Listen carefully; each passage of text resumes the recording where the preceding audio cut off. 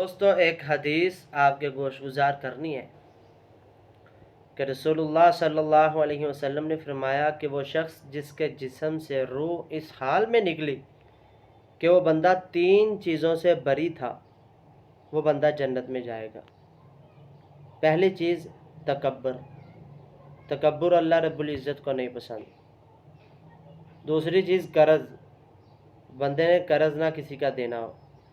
آپ علیہ السلام نے فرمایا جو بندہ قرض دار ہوتا ہے اس کی روح درمیان میں اٹکی رہتی ہے، معلق رہتی ہے، جب تک اس کا قرض نہ ادا کر دیا جائے تب تک اس کی روح یہاں سے نہیں ہٹائی جاتی۔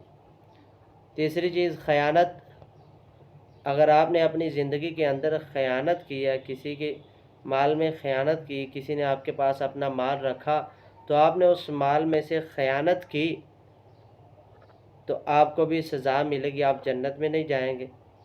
آپ علیہ السلام کا فرمان کہ جو بندہ ان 3 چیزوں سے بری ہوگا اسے جنت میں داخل کیا جائے گا۔ آپ کو یاد ہوگا ایک واقعہ کہ رسول اللہ صلی اللہ علیہ وسلم نے ایک صاحب کو مال غنیمت کے مال پر رکھوالی کرنے کے لیے کھڑا کیا تو اس شخص نے آپ علیہ السلام کی اجازت کے بغیر ایک چادر لے لی تھی۔ جب وہ شہید ہو گیا تو آپ علیہ السلام نے فرمایا یہ بندہ جنت میں نہیں جائے گا۔ تو یہ خیانت کی نا اس نے مال میں سے، تو اپنی زندگی میں ان 3 چیزوں سے بری ہو جائیے، تکبر، قرض اور خیانت۔ اللہ میرا اور آپ کا حامی و ناصر ہو۔